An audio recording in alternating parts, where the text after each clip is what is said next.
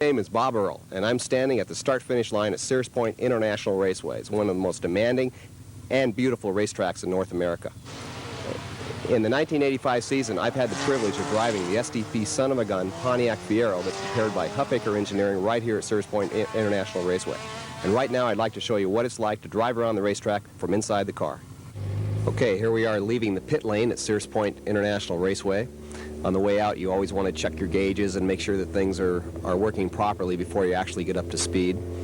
On the way out of the pit lane, you want to make sure you stay to the left to stay out of the faster cars' traffic line as you enter the course. You don't want anybody to have to make an evasive maneuver to avoid you until you get up to speed. We're entering turn 1 and 1A here under the B.F. Goodrich Bridge, trying to watch the pressures to make sure things come up right, and trying to scrub the tires in just a little bit side to side to get them warmed up. It takes about a lap and a half or so to get the tires fully up to temperature. They won't stick very well until you do. This is the section between turn 2 and 3. 3 is a downhill left-hander that gradually sweeps up, and turn 3A is connected to it going over the crest of the hill, which is fairly blind. Down into turn 4 is a downhill 90-degree right-hand turn.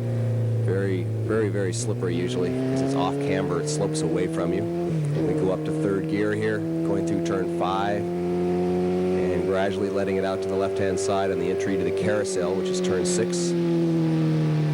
We try to stay a little wide at the top of the hill, go down toward the apex at the bottom, which is the closest point to the inside of the road that you meet, and let it out slowly to the exit point, going under one of the bridges that's under construction, and braking down into turn 7. We go down to first gear, which is about a 50 or 60 mile an hour first gear at this track, and the exit of turn 7's had a little bit of paving. It's a little rough on the way out. Shifting up to second and up to third gear, going through the S's, which is turn 8 and 8A. This is one of the fastest sections of the racetrack. And coming out of 8A, we go to fourth gear. And this section right here is the fastest spot on the racetrack for just about any type of car. And then gradually into the sweeper turn 10, which is the fastest turn on the racetrack. We come down into turn 11. You'll notice that the entrance to the pits is on the left-hand side, and this is the slowest turn, turn 11, around the total racetrack, down to first gear again. We go by the pits on the left, where we get our pit signals from the crew, and back around to start-finish. The temperatures are gradually starting to come up. There's my teammate's car on the left entering the racetrack from the pits. The tires are starting to get warm, so I can pick up a little bit of speed. We go down to second gear for turn 2. Car's a little bit slippery when the tires aren't fully warmed up. Exit of turn 2 about 105 miles an hour right there, through 3 and 3A over the crest, which is fairly blind, I mentioned before. Down into turn 4, braking heavily. Trail the brakes into the corner. Nice late apex into turn 5. Long sweeping turn. Let it out to the left side to pick up some RPM. Trail the brakes about a third of the way down the hill, and then gradually get into the apex after the new bridge. Accelerate real hard coming down the hill. And here we'll go to fourth gear, reaching about 121 miles an hour just before we brake for turn 7. And down into first gear again for 7. Notice we're going a little bit quicker this lap. It's a little rough there by the apex. The car jumps around a lot. And back up into third gear, going through the S's, brake lightly here. Get back on the throttle light. It's a little bit slippery from the morning dew on the way through here. Up into fourth gear, about 135 miles an hour right here before we brake for turn 10. And through turn 10 very smoothly, hopefully.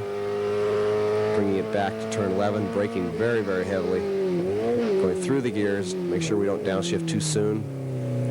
A little bit of push on the way in there. Hit the gas hard on the way out. Up to second, back up to third. Watch for the pit signals on the left. Going by start finish at about 130 miles an hour. We're coming up on a Corvette here, it looks like, coming out of the pit lane. Going around the outside, he stayed to the left, nice and courteous. Down to second gear. Come out of turn 2, a little sideways there. Bring it back to the right-hand side of the road. Trail the brakes in, get back hard on the throttle. Stay to the left so we can get set up for 3A going over the crest. Brake hard for turn 4 again. Try to get through here, which is with as much momentum as possible. Back up to 3rd gear. And about 118 miles an hour right here before we brake for the carousel. Going a little bit quicker now. We're getting back up to speed. The car is starting to move around a little bit. When you reach the limit, it gets a lot more difficult to keep on line, especially on the tires as wide as we use on these cars. And back down into 1st gear again for turn 7. Braking heavily, getting back on the gas. A little jumpy over the bumps. Back up to 2nd gear. Up to 3rd. Stay to the right. Brake a little bit. Get it into the left. Try to come out of this one, 8A, as fast as possible. Leads on to the fastest spot of the racetrack. And back up to 135 miles an hour. Braking for turn 10. Into the apex. Let it out to the side. Looks like we're catching one of the Mustangs here. Must be warming his tires up. Back down into 1st gear through the gears. Nice late apex. Get on the gas hard coming out because it leads on to one of our fastest parts of the racetrack. Look for your pit signals. Watch your gauges. Make sure everything's working properly. I start finish again up to turn 1. 135 miles an hour before we brake for 1A. Going to go down to the gears a little sooner here because I'm going to try to pass him on the way out of turn 2. Getting on the gas real hard. He pointed me by there. That was nice. Trail the brakes into 3. Our car's working pretty good now. We're on a pretty hot lap. You can notice the car isn't jumping around quite as much and the drifts are a little easier to control.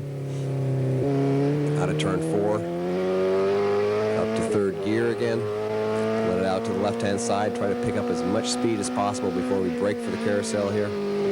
Trail the brakes down into the corner. Start getting on the throttle as early as you can. You want to get out of this carousel as fast as possible. Out to the right-hand side. Back up to 4th gear. Hitting about 7,500 RPM before we brake.